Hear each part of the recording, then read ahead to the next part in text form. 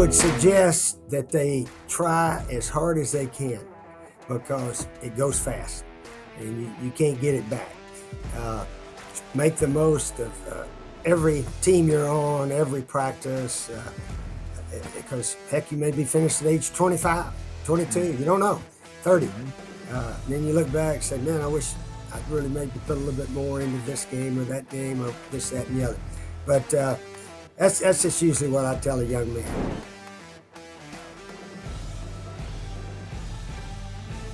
What's up, everybody? It's LaVar Arrington here.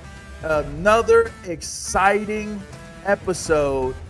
We got Coach Spurrier of the Florida Gators. You know who he is. Won the Heisman in the 60s, all right? But came back and coached and won a national title with the Florida Gators as well. Ended up coaching at the college level or at the pro level. Went back to college and had a successful tenure, a successful run. One of the most successful runs of pretty much any ball coach to do it. Excited to have the conversation with him today about things that are good in the game, his association with the National Football Foundation, along with other stories. There was a bet between him and Coach Joe Paterno, my coach. You know, that guy back there that was playing for that team right there? Yeah, there was a bet. Was it paid off? You'll get to hear that story also and more coming at you right now in 3, 2, 1. Let's go. I got Coach Spurrier here. This is a near and dear interview for me because you were my coach, and I always tell people if we had more professionals in our locker room, we would have won a lot of games under your leadership. But that's here nor there. We'll touch on that a little bit in a little bit, but just talk to me first and foremost. How are you feeling? You're a timeless wonder, obviously. You're still – the last time I saw you was at Arizona, and you continue to move around and spend time with coaches and around programs. How has things been for you? What are you up to these days, Coach? LaVar, when I finished at South Carolina, I had sort of built a pretty big house on the beach in St. Augustine, which is about 45, 50 miles from Gainesville, where I am now. And I thought Jerry and I would, sort of retire and play golf and go to the beach and all that stuff. That lasted about 3 or 4 months. And anyway, the former athletic director here at Florida, Jeremy Foley, called me up and he said, Steve, we're going to put your name on the stadium. So it's Steve Spurrier, Florida Field.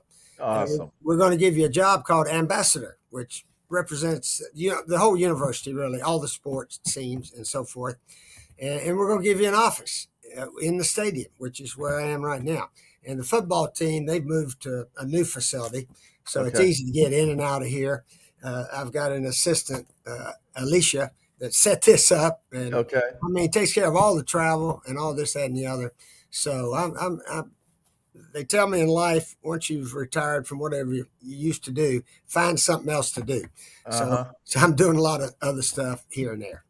Coach, it's not only awesome that you have that as a gig, but it's super well deserving. I mean, you talk about you won the Heisman for the Gators, you won national championships, you're a national champion. Coach, this is a show called Good in the Game.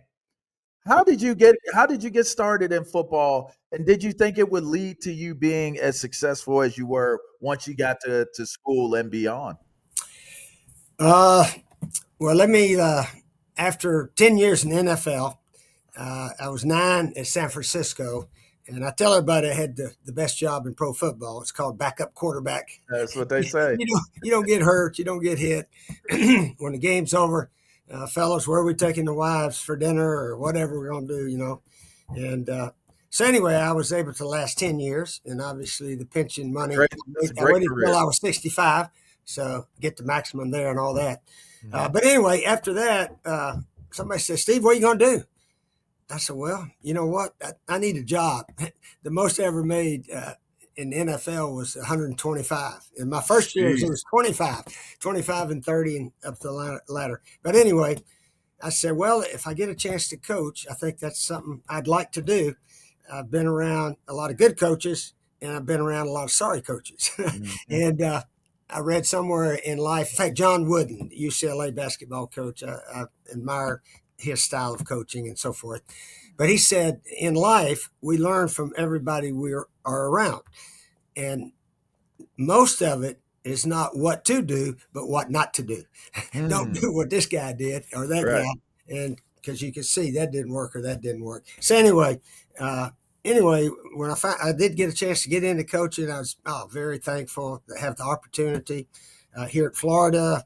And then Georgia Tech, we all got fired. And then the coach at Duke, who I'd met sort of on the recruiting trail, he hired me as offensive coordinator in the third year. So I got a chance to put in the plays and call them all. And so that was a big break. Only my third year in coaching, I got to do that at a major college university. Mm-hmm. And you guys ended up winning the ACC. Won the ACC in '89. Yeah. That's, when I make my speeches to groups here, there, and the other, I talk a lot more about that than national championship in Florida. What makes it so special, Coach? Well, it's so special because it's the only one in 64 years. In Indeed. 62, they won one. So, but what special about it, LaVar, before the season, my wife Jerry handed me a magazine article. It said how to set goals in life and how to achieve them. And I said, and first of all, you get your guys together. Let's write down 5 or 6 goals, and we'll see if we can do it this year. Okay. Mm-hmm. So we start writing them down, and like winning record, go to bowl game. Duke hadn't been to a bowl game in about 26 years or so. I think. So we had winning season, bowl game, finished top 25, maybe blah blah blah. Beat North Carolina, in-state rival, which by the way we did all 3 years. And then one of our guys raised his hand. He said, "Coach, we think we can win the ACC football championship." Bubba Metz, our center and captain. And I said, "Now, you're supposed to set goals that are doable." Coach, we played all these guys at home. We played good at home. Yeah, we were 12-3 at home when I was at Duke. But anyway, he said, "We want to put that on the list of goals." I said, "Okay, we're going to put it on there, but don't tell anybody. We don't want to be embarrassed that we're talking about winning the ACC." But the game... we opened up that year 1-3, and then we had a change of attitude, a change of personnel. I've learned sometimes as coaches, we don't know who the best players are. Mm-hmm. So we had a little running back, got the wind knocked out of him, but he could run the draw play, catch the ball out of the backfield. But the guy that came in was a little bit bigger kid, Randy Cuthbert, who could run over guys and through guys and break tackle, which, as you know, inspires the whole team. Mm-hmm. So he came in there against Clemson and started running it down their throat, and we got really up for it, and we upset Clemson. Let's see, we beat them 24-17. I'm sorry, 2017, 21-17. 21-17, and then we went on and won the rest of the games that year. So we went from 1-3 all the way through, which in life, when you have change in attitude, things like that can happen. Mm-hmm. And we had a change in attitude and a change in coaching style, too. We went to a goal line defense. Back in those days, teams just run the I formation. Run the ball, yeah. Sweep left, up the middle. Mm-hmm. So we put 8 up there, and our safety, he would come running up as soon as the ball was snapped. And we had a couple of good little DBs that could play man-to-man. So you got those guys. All 9 of us are going to play the run. So we made some stops and forced a bunch of punts and ended up winning all the rest of them. So by doing that, the Florida job just happened to open that same year of '89, and I was able to come here. And what really helped us here at Florida, we actually won the SEC 6 of the first 7 years and lost the championship game, is that the Florida guys, watch those Duke guys, I brought all the film. It was film back then. And they said, "Dang, if those little old guys over there can win a championship, sure. Yeah, what we can do here. We can do that here." So, with that attitude that we can do this, let's go do it. Man, it was working 6 out of 7 years. And then we started losing that one game that cost us the SEC. But still, it was, a really good run here and so forth.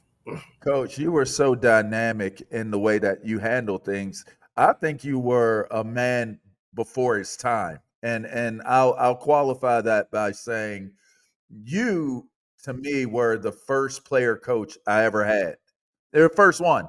Mm-hmm. And some coaches didn't like to have that as a title, and some embraced it, and it was funny because one of my fond memories outside of you directly being my coach, one of my first fond memories were my freshman year when we played you guys in the Citrus Bowl.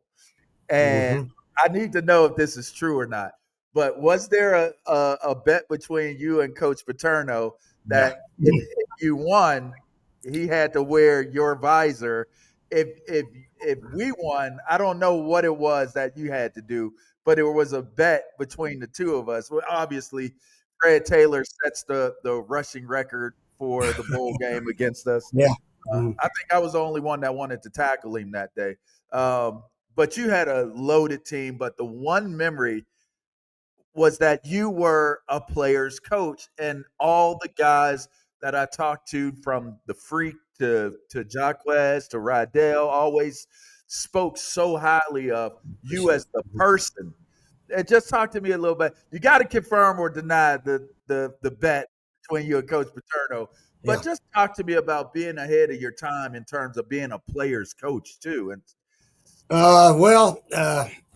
back to former players that go on to be coaches. Some guy wrote an article, maybe 20 years ago. He had me number one. I guess winning the Heisman helped, All-American college players who went on to have successful coach. And the other two guys were Chuck Long, who was San Diego State coach, and Turner Gill, who played at Nebraska. Turner Gill.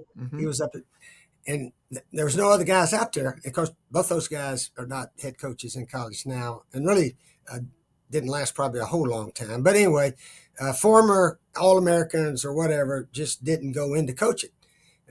So when I went into it, LaVar, I went into it saying, I got to learn how to do this stuff. I didn't know anything my first or second year. And at Duke University, I worked under a coach, Red Wilson, who would hand out sheets, how to be a good ball coach, how to handle player-coach relationships, about 30 of those things. And I just kept collecting motivational type sheets and things like that that really helped me along the way. Now, at Washington, I didn't do a very good job. And as we know, the setup when Snyder was there, it's a lot different now. You did an excellent job, Coach. You did an excellent job. My wife had trouble. Yeah, she had trouble pulling for the Redskins or even the Commanders. And I said, Jerry, it's a whole different setup now. I'm pulling for Jalen Daniels, man. I'm pulling for the Washington team every game they play because I admire the coach there and the setup. And it's different. I don't know the owner, but I know it's a good setup there. I went back for the first time, Coach. It was different. It felt better. You would have thrived with these guys that they have there now, but none of us knew what we were stepping into when we went to Washington. None of us did. So that was a time frame where all of us had to learn what it was all about. But I'll say this. People ask me, they're like, oh, why didn't Spurrier work in Washington? I said, well, that would have to be a question that would be asked of all of us, right? Like, why didn't any of us work in Washington? Because there were so many other things going on, Coach. So many other things. And then eventually it finally all came out, right? Like it all came out and the rest is history on that. But the one thing that I'll say, just being a former player of yours, is that it was like you empowered us to do what we needed to do. Like either you're going, I'll never forget, you used to say, hey, either you're going to do it or you're not going to do it. And it's going to be on the film. It's right there on the film. That's all you say. It's right there on the film. Either you're going to do it or you're not going to do it. And I'm looking around the room like either we're going to do it or we're not going to do it. Like the man gives us the freedom to manage ourselves, to manage one another and to raise our expectations. And it just was too many young guys that, in my estimation, they weren't ready for it. And we weren't in the type of environment where it was just going to be all football, right? There was other things that were going on with a lot of guys, but we won't get into that, Coach. But what we will get into, you got to confirm now. Why didn't he put the visor on, Coach? He wouldn't put it on. Yeah, I said, let's have a little bet that whoever wins the game, I said, I'll put a Penn State hat on. I don't even, Okay, y'all that's what it probably didn't was. even have visors. Okay. And I'll give you my visor, and you can wear it off the field and so forth. Uh, they put us on an airplane, and we went to the Daytona Beach Quarterback Club and spoke to that group like on a Monday or Tuesday night. I don't know what it was, and then flew back. I said, "What is this part of the bowl or what?" They said, "Yes, part of the bowl trip." So anyway, on the way back, I said, "Why don't we, have this little deal? If we win, you wear the visor. I'll wear a Penn State hat." So I gave it to him right after the game, and I was trying to put it on. He said, I saw you trying to put it on right. I got it. I got it. So he carried it off the field. He carried it off the field. And later, I met some parents of a prospect that went up there, and he said he had it in his office, a Gator visor in his office. Oh, that's So, awesome. so that was probably better right there. That Yeah. he could tell that story every time somebody came in and so forth. That's well, I was there, and I that was one hell of a team that you was coaching that year, Coach. Talk to me about National Football Foundation, what that has meant to you. Obviously, you are a Hall of Famer for the National Football Foundation. You are one of our pioneers, one of the heroes, one of the guys that so many of us look up to. What does the National Football Foundation represent to you and good in the game? That whole movement of what the NFF is doing. Fortunately, LaVar, I'm the only living guy right now that's in as a player and a coach. So I've Wow, been in twice, so I appreciate they putting that's me in. awesome. But anyway, yeah, they do a super job of college football and making it important and so forth. They have the Hall of Fame event in Vegas now, Hmm. so pretty easy to get in and out of there instead of New York City with some Hmm. bad weather, usually in December, January, and so forth. But anyway, yeah, they do a super job, and I got some of their memorabilia around the office here and so forth. That's awesome. All right, my last question for you, Coach, is obviously what you've experienced, the success you experienced as a player, as a coach. What would your advice be to young aspiring players, young aspiring coaches that are in the game of football, today's game of football? Mm-hmm. I would suggest that they try as hard as they can because it goes fast and you can't get it back. Uh, make the most of every team you're on, every practice, because heck, you may be finished at age 25, 22, you don't know, 30. Mm-hmm. And then you look back and say, man, I wish I'd really maybe put a little bit more into this game or that game or this, that, and the other. But that's just usually what I tell a young man. If and you don't have to play football. If you're good in another sport, you might want to major in that sport, not Mm-hmm. just football. So find out what you do best, God-given talent that you have, and try to make the most of it. That's, Appreciate you well, coming on, it's pretty Coach. simple. Yeah. It is pretty simple, and you know what? That's what it should be. It shouldn't be so complex and complicated. It should be simple, you know. So, Coach, I love and respect you, man. Always a pleasure when I see you. It's super cool to get to interview you. I never thought I'd be interviewing you, so it's super cool to get a opportunity to interview you and see what you got going on. Please tell Mama Spurrier I said hello. I give her my love and yeah, man. I wish you the best. Wish you all well, and I'll probably see you at the dinner, hopefully this December. So, and Yep, we'll catch up there. we definitely plan on being there. All Sounds right. good. All right. Take Appreciate care, you, Coach. LaVar. Good All right, talking to you you. take care. All right, thank you, Coach. All right, and that was Coach Steve Spurrier there. Yes, he is what's good about our game and what's good in the game. I'm LaVar Arrington. Hope you enjoyed this. Make sure that you're checking out the episodes on YouTube. You can subscribe and you can rate, let a friend know where to find the episodes and check out, all the interviews that are being done. Really, really working hard to bring the stories and to bring the people that have made this game what it is, who have built this game up and have meant so much to the game and our community of football. So this one was a humbling one for me, as I mentioned in the interview. That was one of my coaches while I was in Washington.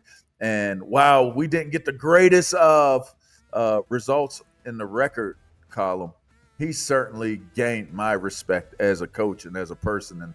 And I really, really have fond memories of Coach Steve Spurrier. So I hope y'all enjoy the interview that we just did. And again, be on the lookout for plenty more interviews coming your way that talks about what's good in the game. I'm LaVar Arrington. Until next time.